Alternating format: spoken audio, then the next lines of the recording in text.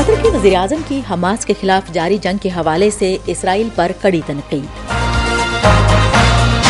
Hamas کی جانب سے جنوبی اسرائیل کے علاقے میں نیا راکٹ حملہ۔ آئیوا کاکیسز میں سابق صدر ڈونلڈ ٹرمپ نے اپنے دونوں ریپبلکن حریفوں پر سبقت حاصل کر لی۔ وائس آف امریکہ واشنگٹن سے اہم خبروں کے ساتھ سعدیہ زیب رانجھا۔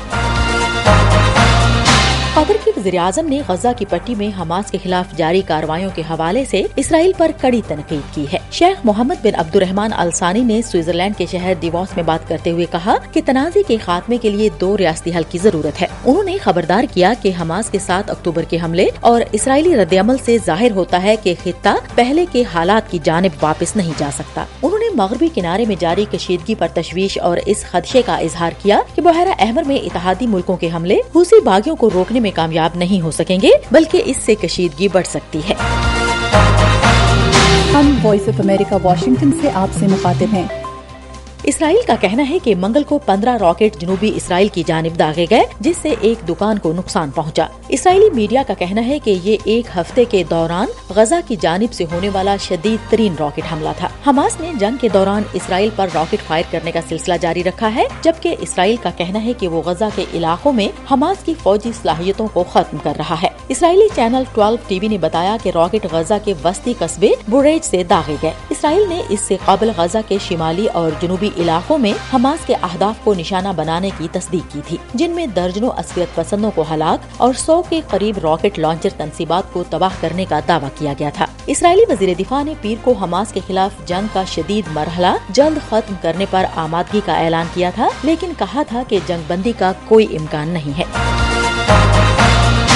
امریکہ کے اگلے صدارتی انتخابات کے لیے ریپبلکن صدارتی امیدوار کا فیصلہ کرنے پیر کی رات امریکی ریاست آئیوا میں ہونے والے ریپبلکن پارٹی کے کاکیسز یا اجتماعات میں سابق صدر ڈونلڈ ٹرمپ نے بظاہر اپنے دونوں ریپبلکن حریفوں کے مقابلے میں کامیابی حاصل کی ہے۔ اس انتخابی مرحلے میں حصہ لینے کے لیے ریپبلکن پارٹی کے ووٹر شدید سرد موسم کے باوجود ریاست آئیوا کے سینکڑوں سکولوں، گرجا گھروں اور کمیونٹی مراکز میں اکٹھے ہوئے۔ فلوریڈا کے گورنر رون ڈی سینٹس اقوام متحدہ کی سابق سفیر نکی ہیلی سے آگے نکلتے ہوئے دوسرے نمبر پر رہے۔ مبصرین کے مطابق اس کامیابی نے ٹرمپ کے لیے 2024 کی ریپبلکن صدارتی نامزدگی حاصل کرنے کی راہ ہموار کرتی ہے۔ ڈونلڈ ٹرمپ نے اپنی کامیابی کے اعلان کی تقریر میں اتحاد کا پیغام دیا۔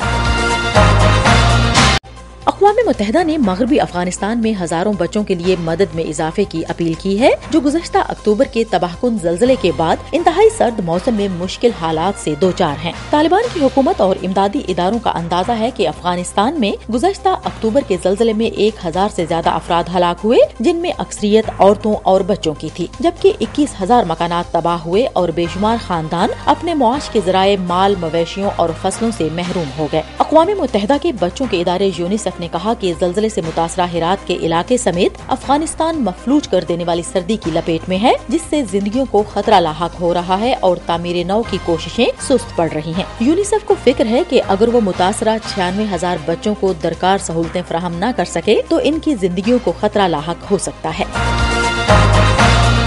And the Emmy goes to Succession.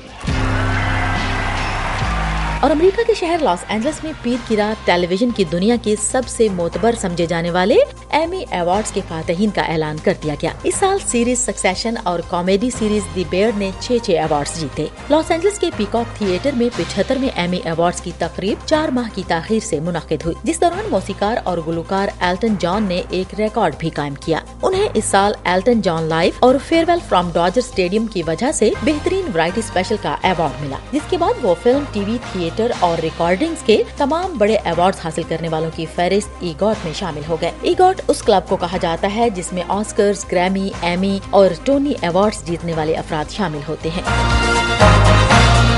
اس کے ساتھ ہی وائس آف امریکہ واشنگٹن کی اردو سروس سے خبروں کا یہ بلیٹن اب ختم ہوتا ہے۔ سعدیہ زیب رانجھا کو اجازت دیجیے۔